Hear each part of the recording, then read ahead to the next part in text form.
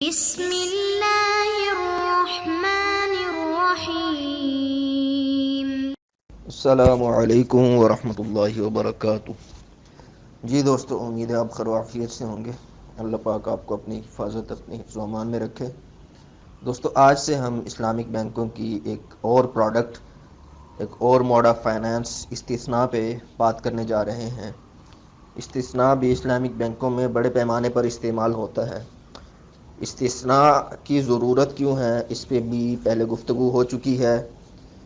Islamic بینکوں میں customer کی نیڈ پوری کی جاتی ہے، اس کسٹمر کی ضرورت پوری کی جاتی ہے، تو کسٹمر کی ضروریات پھر مختلف ہوتی ہیں، اس لیے ان ضروریات کی نوعیت کو دیکھتے ہوئے مختلف موڈز آف فائنانس اختیار کیے جاتے ہیں۔ اب استثناء کس قسم کی ضرورت کے لیے استعمال ہوتا ہے،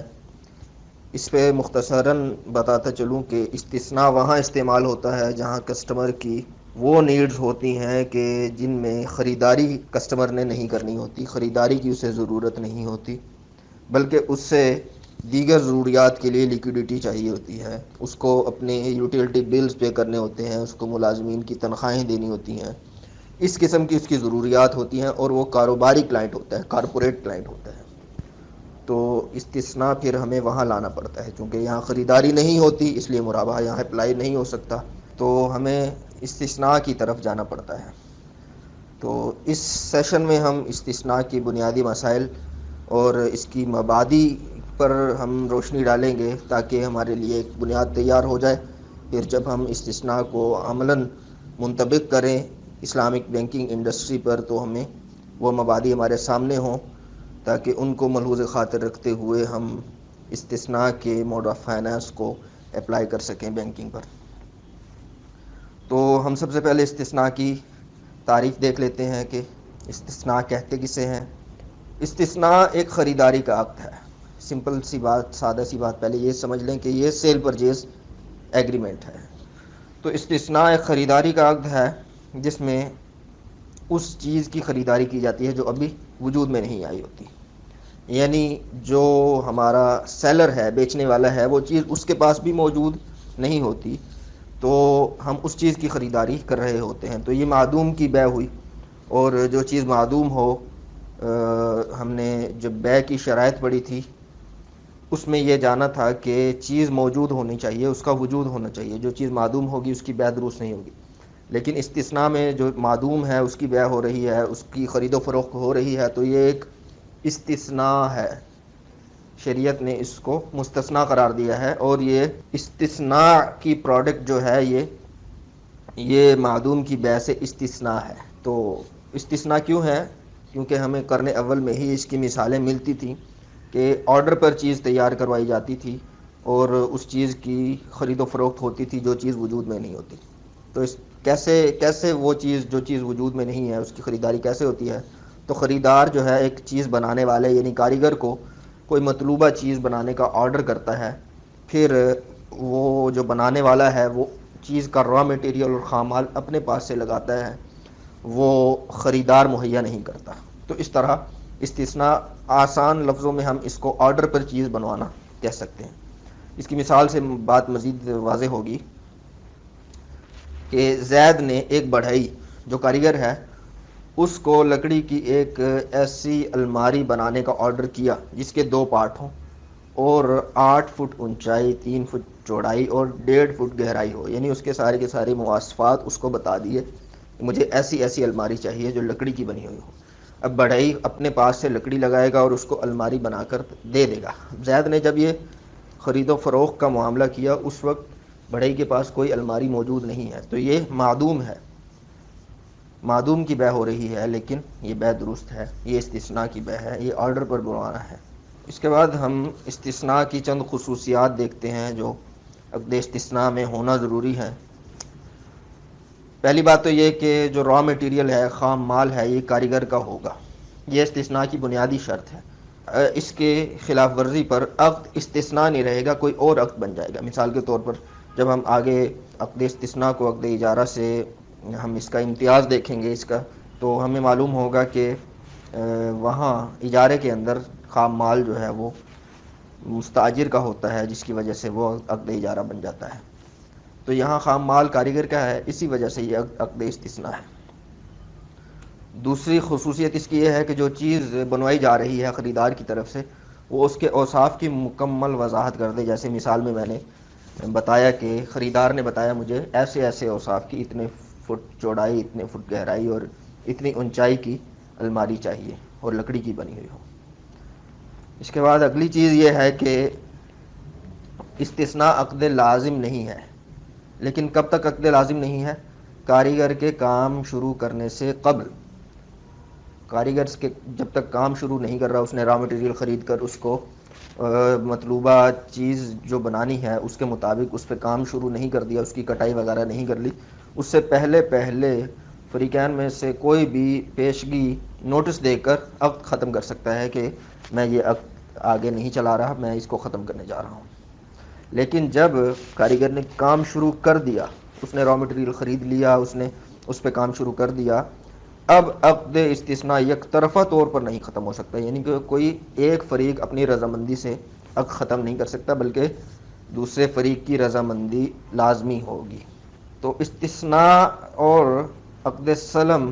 یہ ان کی سرحدیں ملتی ہیں، تو اس وجہ سے لازم ہے کہ استثناء اور سلم کے فرق کو بھی جانا جائے کہ کیا خصوصیات ہوں گی عقد میں تو وہ استثناء بن جائے گا، اور کیا خصوصیات ہوں گی تو وہ سلم بن جائے گا۔ دونوں کو ہم کمپیریٹیولی، تو استثناء جو ہے یہ ایسی چیز پر ہوتا ہے کہ جس میں چیز کی صنعت ہوتی ہو، یعنی کہ اس چیز کی پروڈکشن ہوتی ہو، اس کو بنایا جاتا ہو۔ لیکن سلم میں کوئی بھی چیز جو ہے وہ سبجیکٹ میٹر ہو سکتی ہے،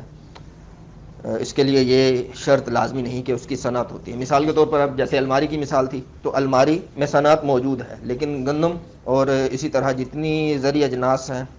ان کے اندر صنعت نہیں ہوتی، تو سلم ان پہ ہو سکتی ہے، استثناء زرعی اجناس پہ نہیں ہو سکے گا کیونکہ ان کے اندر صنعت نہیں پائی جا رہی۔ دوسرا یہ کہ استثناء میں جو عقد ہے، مجلس عقد کے اندر قیمت کی پیشگی ادائیگی کرنا ضروری نہیں، لیکن سلم کی یہ بہت بنیادی شرط ہے کہ مجلس عقد میں جو ادائیگی ہے وہ ساری کی ساری پیشگی کی جائے، وہ ساری کی ساری ہو، وہ آدھی بھی نہیں ہو سکتی، وہ مکمل ادائیگی کرنا لازم ہے۔ اور استثناء میں پھر جو چیز کی ڈیلیوری ہے، یعنی چیز کو جو دینے کا وقت ہے وہ طے کرنا لازم نہیں۔ سلم میں یہ بھی لازم ہے کہ چیز کی ڈیلیوری کا، چیز کی ادائیگی کا وقت طے کیا جائے کہ 2 ماہ بعد، 3 ماہ بعد کب چیز دی جائے گی اس کے سیلر کی طرف سے۔ استثناء میں چیز کی ڈیلیوری کا وقت طے کرنا لازم نہیں ہے، یعنی یہ بات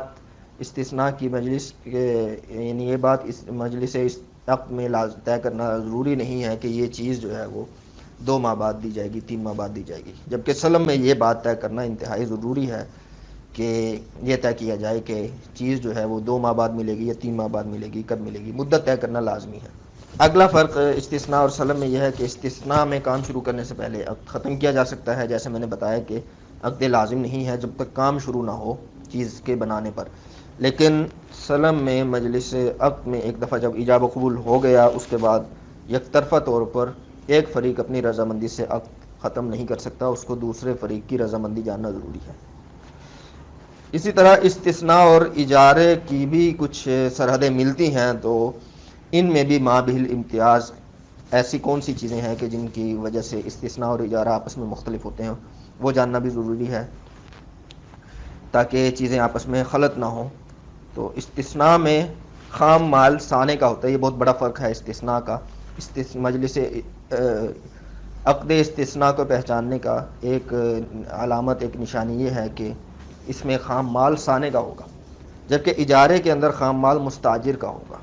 یعنی اگر میں بڑھائی کے پاس جاتا ہوں اور اس کو اپنی لکڑی دیتا ہوں اور کہتا ہوں کہ یہ تم اس کی الماری بنا دو، تو وہ اجارہ بن جائے گا، اور اگر بڑھائی اپنی لکڑی استعمال کر کے الماری بنا کے مجھے دیتا ہے تو یہ استثناء ہو جائے گا۔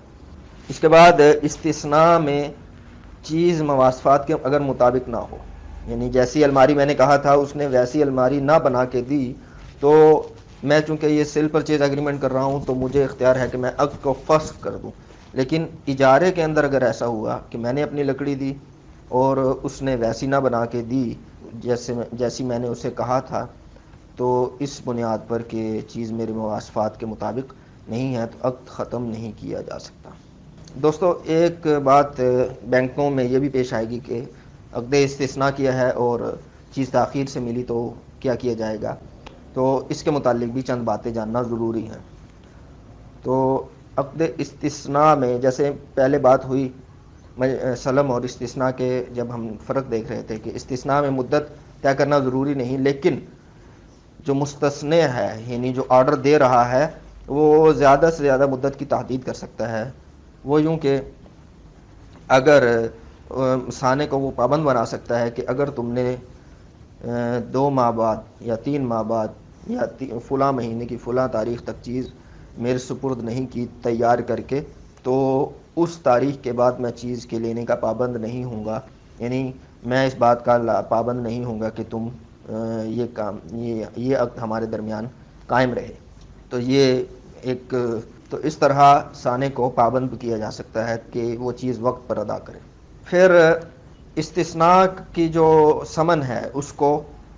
اجارے پر قیاس کرتے ہوئے، کیونکہ استثناء اور اجارے میں تھوڑا ہی فرق ہے، اس وجہ سے اجارے پر قیاس کرتے ہوئے یہ معاملہ کیا جا سکتا ہے۔ اجارے کے لیے فقہا نے یہ مثالیں بیان کی ہیں کہ اگر تم آج میرا یہ جوڑا سی دو تمہیں 1 درہم، اور اگر کل سیو تو آدھا درہم۔ اس طرح کی مثالیں موجود ہیں، یعنی چیز کی قیمت کو ادائیگی کی مدت پر موقوف کرنا۔ تو جس طرح استثناء کا عقد بھی اجارے کے عقد سے ملتا جلتا ہے، تو اجارے پر قیاس کرتے ہوئے ہم یہ طریقہ اختیار کر سکتے ہیں کہ سانے کو کہیں کہ 1 ماہ کے اندر چیز تیار کر کے دو گے تو میں تمہیں 500 روپیہ اجرت دوں گا، اور 2 ماہ کے اندر چیز تیار کر کے دو گے تو 300 روپیہ اجرت دوں گا۔ تو یہ گنجائش ملتی ہے ہمیں استثناء میں اجارے پر قیاس کرتے ہوئے۔ تو دوستو اس سیشن میں ہم نے استثناء کی تعریف، استثناء کی چند خصوصیات، سلم اور استثناء میں فرق، اور اسی طرح استثناء اور اجارے میں فرق، اور پھر استثناء میں چیز کی ادائیگی میں اگر تاخیر ہوتی ہے تو کیا کیا جا سکتا ہے، یہ چیزیں دیکھیں۔ تو امید ہے بات آپ کو بخوبی سمجھ آ گئی ہوگی۔ اجازت دیجیے، السلام علیکم ورحمۃ اللہ وبرکاتہ۔